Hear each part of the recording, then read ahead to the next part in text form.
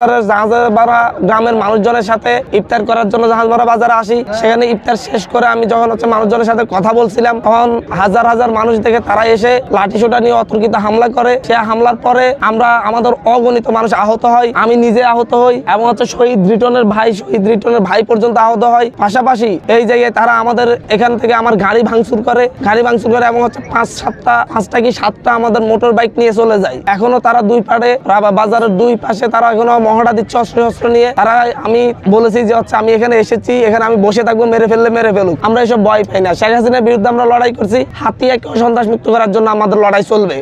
এই সন্ত্রাস চাঁদাবাজ মুক্ত হাতিয়া গড়ার জন্য আমাদের যে লড়াই, যে সংগ্রাম, সেটা চলমান রাখা হবে।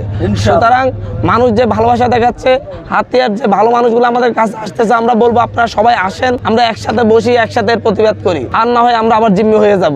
শহীদ রিটনের ভাই, যিনি যাত্রাবাড়িতে শহীদ হয়েছিলেন, সেই শহীদ রিটনের ভাইকে পর্যন্ত তারা হামলা করে। উনি যখন প্রতিবাদ করেন, উনি যখন কথা বলতে চান, তখন তারা ওনাকে হামলা করে, ওনাকেও ফিটাই। কারণ ওদের কাছে সন্ত্রাসীদের হাতে কেউই নিরাপদ নাই। যারা রক্ত দিয়ে তাদেরকে জিম্মি দশা থেকে মুক্ত করেছে, তারা তাদেরকেও পিটাই, শুধুমাত্র হীন স্বার্থে। চাঁদাবাজি করতে পারতেছে না, দখলদারিত্ব করতে পারতেছে না, এই স্বার্থে।